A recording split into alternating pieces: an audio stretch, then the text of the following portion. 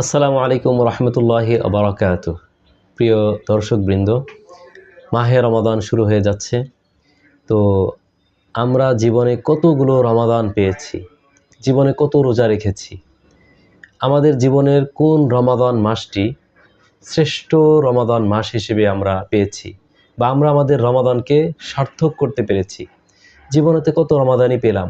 তো এই যে আমাদের রমাদান আসছে, এটা যেন আমাদের জীবনের সর্বশ্রেষ্ঠ রমাদান হয়। আমরা যেন এই রমাদানকে সার্থক করতে পারি, এটা আমাদের সবারই করা উচিত, চিন্তা করা উচিত, চেষ্টা করা উচিত। আমাদের সাহাবায়ে কেরাম রাদিয়াল্লাহু আনহুম আজমাইনের মধ্য থেকে অনেক সাহাবী আছেন যারা জীবনে একটি রমাদান পেয়েছেন, অথবা কোনো সাহাবী 2টি রমাদান পেয়েছেন, 3টি পেয়েছেন, কিন্তু তার রমাদান ছিল জীবনের সর্বশ্রেষ্ঠ রমাদান। তো আমরা চেষ্টা করব আমাদের এই রমাদানটাকে সর্বশ্রেষ্ঠ করতে এবং সার্থক করতে। অন্যথায় কিন্তু আমরা জীবনে অনেক আছে যে জীবনে 50টি রমাদান মাস পেয়েছেন, জীবনে 40টি পেয়েছেন, 20টি 30টি রমাদান পেয়েছেন। জীবনের অনেক বসন্ত কেটে গেছে, অনেক রমাদান আসছে, অনেক রোজা আসছে, কিন্তু তার রমাদান মাসটি সার্থক হয়নি। গুনাহে, পাপাচারে, স্বাভাবিক অন্যান্য দিনের মতো, অন্যান্য মাসের মতো তার কেটে গেছে। তাহলে কিন্তু তার রমাদানটি সার্থক হলো না। তো আমরা সবাই চেষ্টা করব রমাদানকে সার্থক করার জন্য। আমরা কিভাবে রমাদান মাসকে সার্থক করব? রমাদান মাসকে সার্থক করার জন্য সর্বপ্রথম যে কাজটি করতে হবে সেটি হচ্ছে সর্বপ্রকার গুনাহের কাছ থেকে বিরত থাকতে হবে।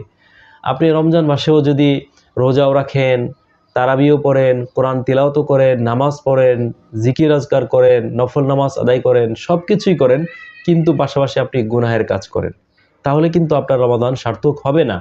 পক্ষান্তরে আপনি যদি রমাদান মাসে খুব বেশি তিলাওয়াত করেন না, খুব বেশি নফল নামাজ পড়েন না, জিকির আজকার করেন না, বেশি নফল কোনো ইবাদত আপনি খুব বেশি করেন না, তবে আপনি সব ধরনের পাপাচার থেকে বিরত থাকেন, তাহলেই কিন্তু আপনার রমাদান মাসটি সার্থক বলে বিবেচিত হবে ইনশাআল্লাহ।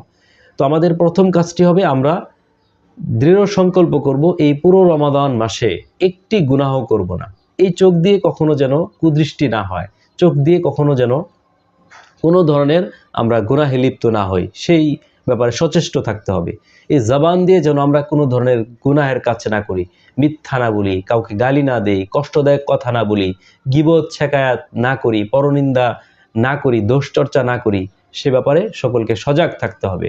এই কান দিয়ে যেন কোনো ধরনের গুনাহ না হয়। কান দিয়ে কোনো গীবত শেকায়াত বা পরনিন্দা শোনা, অথবা কোনো গান বাজনা ইত্যাদি শোনা, বা খারাপ অশ্লীল কথাবার্তা শোনা, এগুলো থেকে অবশ্যই আমাদেরকে বিরত থাকতে হবে। এরপর আমাদের চিন্তাকেও পরিষ্কার স্বচ্ছ রাখতে হবে। চিন্তা, আমরা অনেক সময় আছে না যে শয়তান খারাপ চিন্তাগুলো মানুষের মাঝে উপস্থাপন করে।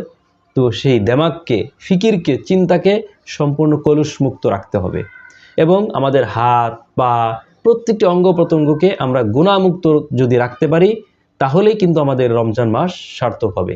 তো প্রথম কাজ আমাদের সেটা হচ্ছে সর্বপ্রকার গুনাহে কাবীরা এবং সগীরা থেকে বেঁচে থাকতে হবে।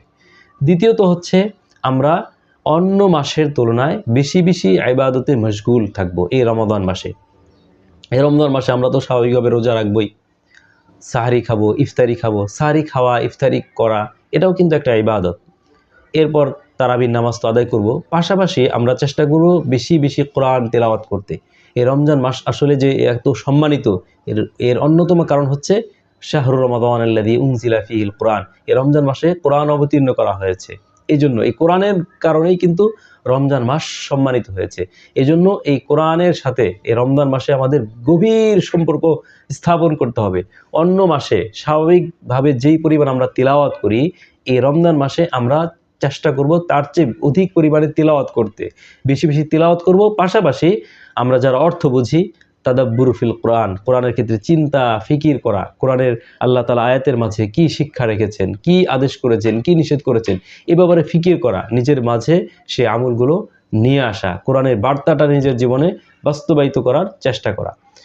তো প্রিয় দর্শক, এই রমজান মাস আসে আল্লাহ তাআলা আমাদেরকে দিয়েছেন অনেক বড় রহমত স্বরূপ, নিয়ামত স্বরূপ। এই রমাদান মাসে রহমতের মাস, বরকতের মাস এবং নাজাতের মাস। আমরা চেষ্টা করব সর্বপ্রকার গুনাহ থেকে বেঁচে থেকে নেক আমল করে এই আল্লাহ পাকের পক্ষ থেকে রহমত, মাগফিরাত, নাজাত যেন আমরা অর্জন করতে পারি, সেই ব্যাপারে আমরা সকলেই চেষ্টা করব। আল্লাহ তাআলা তো পবিত্র কোরআনে কারিমে বলেছেন যে ইয়া আইয়ুহাল্লাযীনা আমানু কুতিবা আলাইকুমুস সিয়াম কামা কুতিবা আলাল্লাযীনা মিন ক্বাবলিকুম লাআল্লাকুম তাত্তাকুন। হে মুমিনগণ, তোমাদের উপর রোজাকে ফরজ করা হয়েছে যেমনি ভাবে তোমাদের পূর্ববর্তীদের উপর রোজাকে ফরজ করা হয়েছিল, লাআল্লাকুম তাত্তাকুন, যেন তোমরা মুত্তাকি হতে পারো। মুত্তাকি মানে আল্লাহ ভীরু, আল্লাহর ভীতি, সমস্ত গুনাহ থেকে বেঁচে থেকে আল্লাহর ভয়ে সব পাপাচার কর্ম থেকে বিরত থাকা, আল্লাহর আমরা যেন মুত্তাকি মান্দা হতে পারি। এই জন্য রোজার মূল লক্ষ্য তো আল্লাহর সন্তুষ্টি, কিন্তু প্রাথমিক লক্ষ্য হচ্ছে মুত্তাকি হওয়া। সব ধরনের গুনাহ থেকে বেঁচে থাকার একটা প্র্যাকটিস, একটা অনুশীলন, তামরিন হচ্ছে এই রমাদান মাস। তো প্রিয় দর্শক, আমরা চেষ্টা করব এই রমাদানকে আমাদের জীবনের সর্বশ্রেষ্ঠ রমাদান বানাতে।